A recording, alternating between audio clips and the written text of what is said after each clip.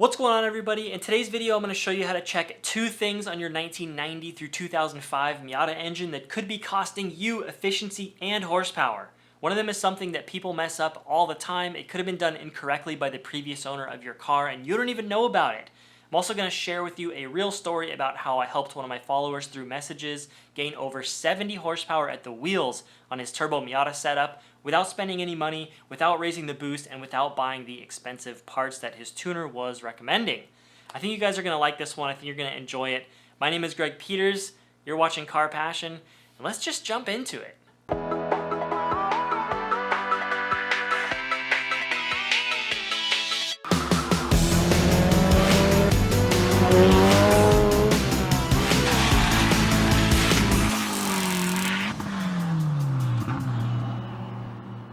Alright, so first I want to tell you guys this story because it is the inspiration for me finally making this video that I've been wanting to make, but it's kind of a boring topic. But now that I have some real world data to show you guys how important this stuff is, it's going to make it a lot more exciting. So this person hit me up, and I don't want to use any names because this isn't about calling out the tuning shop for giving misinformation or anything like that. It's just about me helping you guys make more horsepower, as always. So this person hit me up on Instagram and they're like, I just got back from the tuner and my car made quite a bit less horsepower than I was expecting. And I said, okay, well, send me your build list, send me your dyno sheet. Now, I've seen a lot of turbo Miata dynos and learned about a lot of different setups to where I can basically look at a Miata dyno sheet and give you a good idea if that car is making the power that it should be making and if the curve looks correct or if there is something up with that dyno. Now, I've looked at quite a few dynos and gone, there is something up with your setup. Something is wrong somewhere. And that was exactly the case here. Now, I'll put the dyno up on the screen here. Now, his turbo build is a run-of-the-mill GT2560R on a stock block, and he made 195 foot-pounds of torque and 174 horsepower. Now, there's two red flags that immediately stand out to me.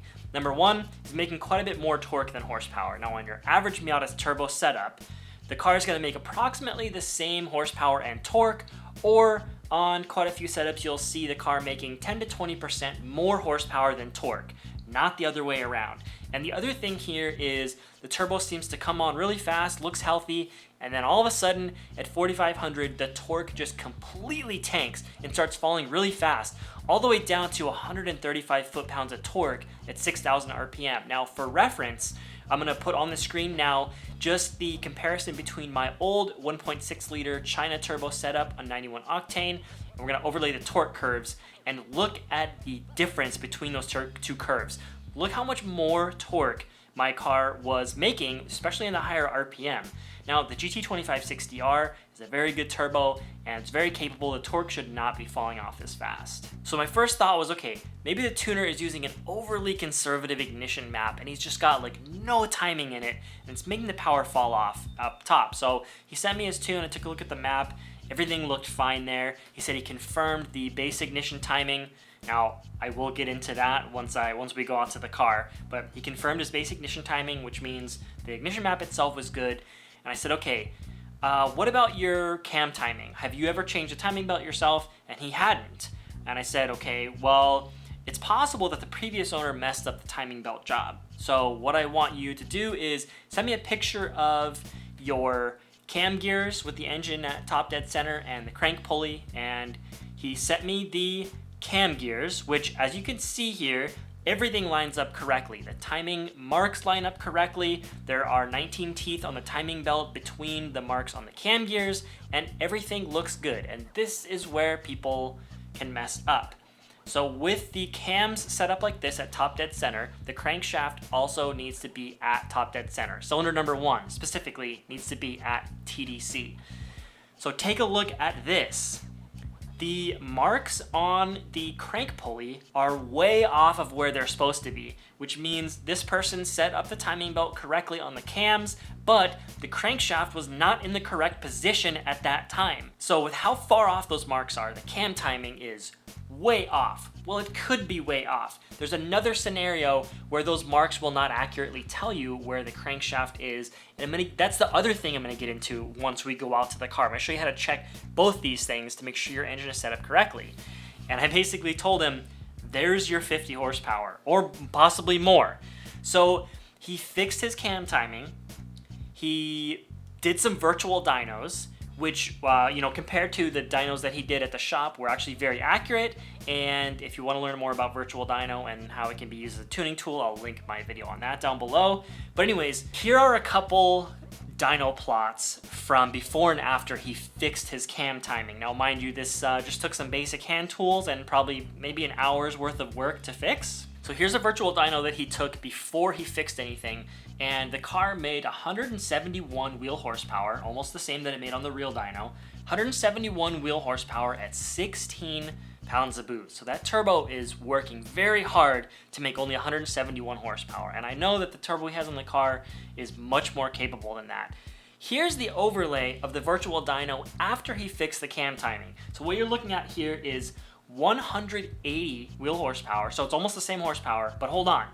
This was made at only 7 pounds of boost. He made 171 at 16 pounds of boost, fixed the cam timing, and then he made 180 at 7 pounds of boost. I was blown away. I was so happy. I could feel the happiness through the messages. He was pumped to bring it back to his tuner, which his tuner told him on the initial dyno run when the owner of the car was asking about it. He said it should be making more power. Why is it not making more power? They had turned it all the way up to 20 pounds of boost and we're barely hitting 200 wheel horsepower. And his tuner said, well, you need to buy bigger cams. That's how you're gonna make more horsepower.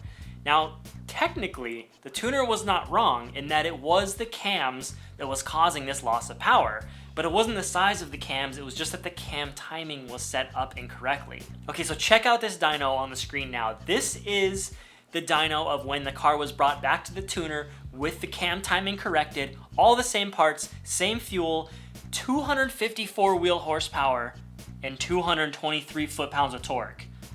At 14 PSI. That's 2 PSI less, and the car made 80 more horsepower. I didn't think the difference was gonna be that big, just because the previous owner installed the timing belt incorrectly. So yeah, the two things that I'm gonna show you today are gonna be how to check those things on your car to make sure the previous owner or yourself did not do the cam timing incorrectly. And I'm also gonna show you how to tell if your crank pulley has worn to where it is putting the timing marks not where they're supposed to be, which is another common problem, and that's very important when you're setting up the ignition timing. When you're going to a standalone ECU, you have to make sure that the marks are in the correct place. And yeah, if you guys have a dyno that you want to send me on direct message on Instagram or through my email, I'd be glad to take a look at it, especially if you feel like you're down on power. We can discuss your build, and I'm always happy to help people make more horsepower as I did here. And yeah, I'm stoked on how that turned out. I want to take a second to absolutely thank you guys for killing it on the shirts. I'm so appreciative of everyone who supports my channel, whether it's by buying something from my site or just watching, subscribing, leaving comments like that. It really helps me get more parts for the cars, which I can then show you how to install and go faster with. Now, one thing that I did not talk about before is I will be doing a build decal for every single build that I have on the channel, just like I did with the VVT Beast.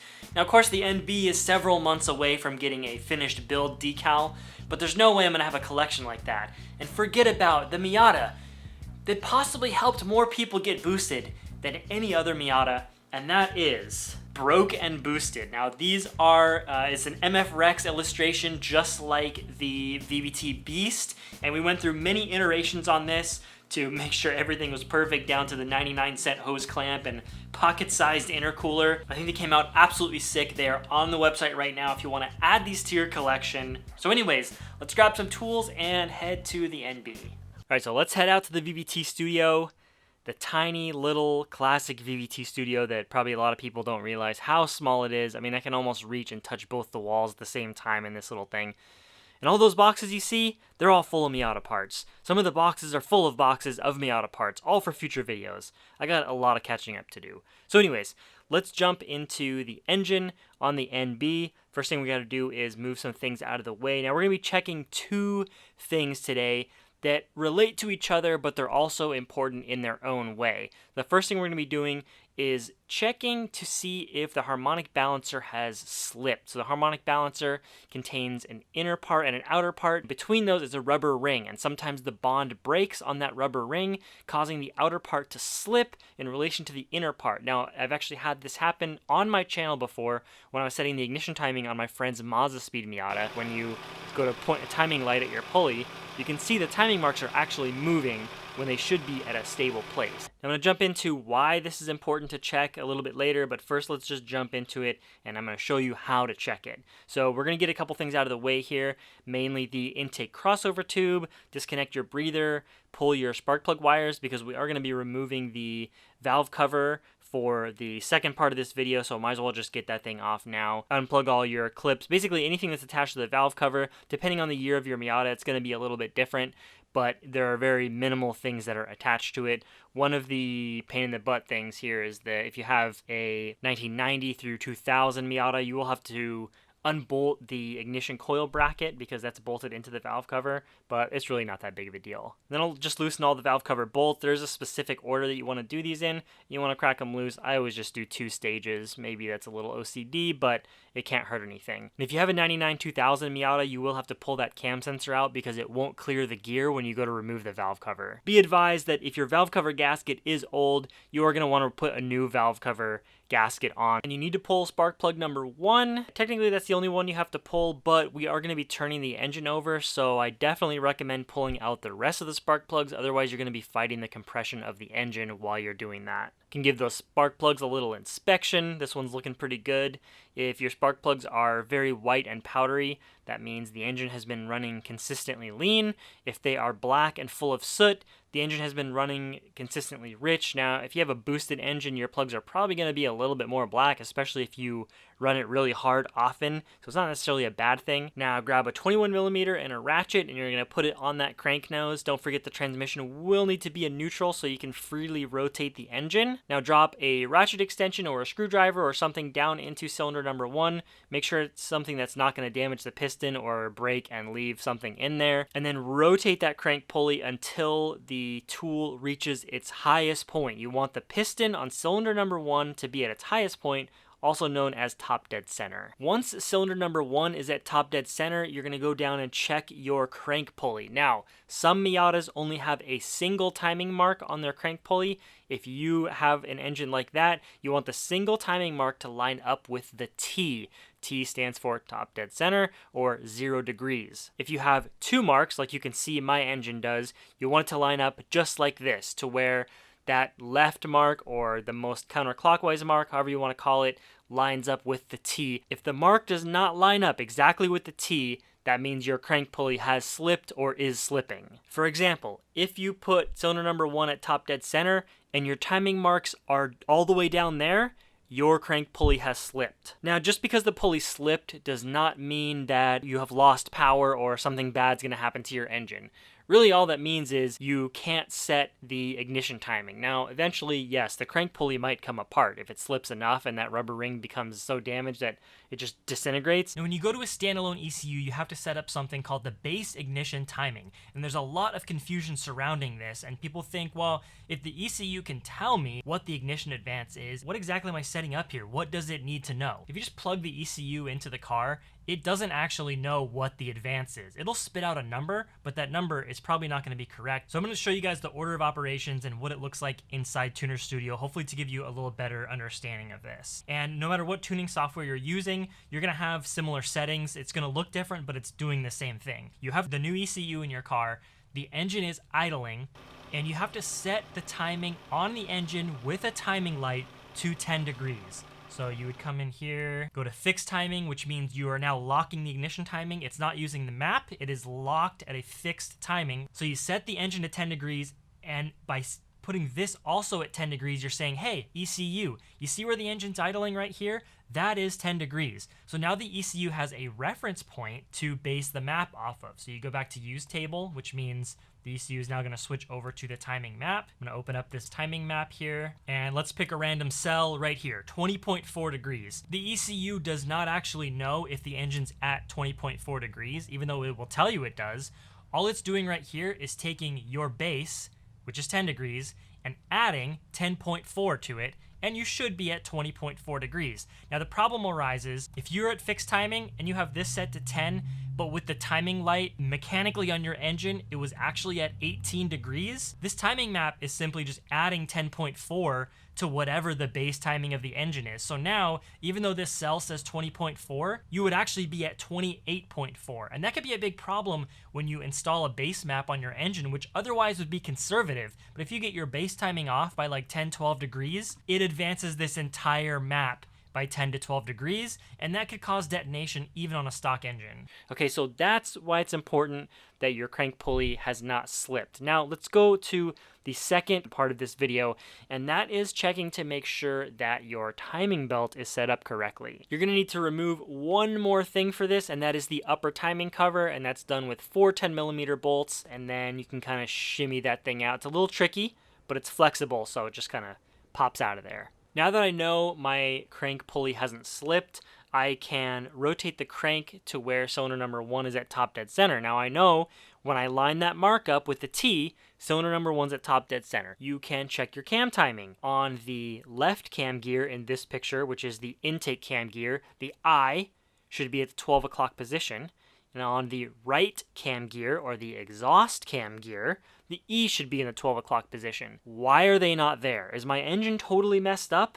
I put my crank pulley at top dead center and my cam gears are like way off. No, what you have to remember is for every 2 times the crank rotates, the cams only rotate once. So when you rotate your crankshaft 360 degrees, the cams only rotate 180 degrees. So if your letters are way off like this, rotate your crankshaft one more time all the way around, bring it back to top dead center, and then check the timing marks on your cam gears. All right, that's obviously looking much better. We got the I at 12 o'clock on the intake cam gear, the E at 12 o'clock on the exhaust cam gear, and of course, as almost everyone knows by now, there are supposed to be 19 teeth on the timing belt in between the timing marks on the cam gears. So if there are 18 teeth or 20 teeth, that means your cams are not timed correctly in relation to each other. Either the exhaust is advanced 1 tooth or retarded 1 tooth, or the intake is either advanced or retarded 1 tooth. And you also can come down here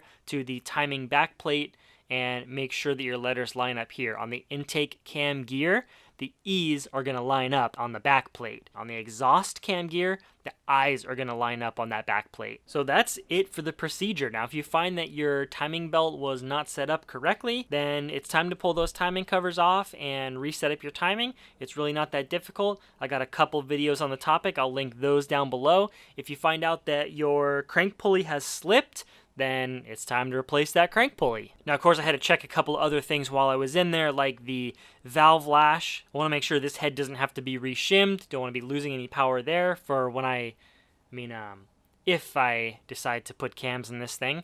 And here's how my measurements turned out. Almost perfect. There were a couple thousandths off in a couple areas there, but it's really not that big of a deal. Of course, I got a whole video on how to measure your lash and reshim your head. I'll link that down below. And I got this cool scope cam, so I stuffed it into all my cylinders while I had the spark plugs out. Just want to check on these pistons. They probably haven't been checked on since the engine was originally built by Mazda.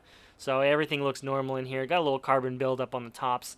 No big deal. If you want to get yourself one of these scope cams, I will also link this down in the description. Alright, so anyways, recovering from yet another tangent, once you're done, as long as everything lines up good, it's time to put it all back together. Drop all your plugs back in, don't over torque them, valve cover back on, spark plug wires in the correct order if you would like your car to run well when you finish this, cam sensor, intake crossover tube, and we're good to go. You don't have to adjust anything. And that's it. Once everything's buttoned back up, it should fire up just like normal, and you can be confident that your Miata engine has all 99 of its horsepower. And a little bonus, remember I talked about in a previous video how one of my fans kind of worked but kind of didn't? Look at the inside of this plug.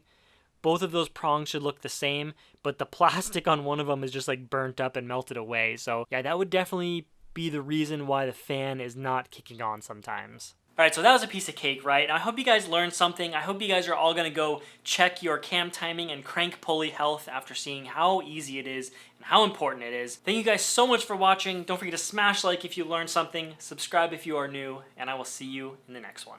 Peace out.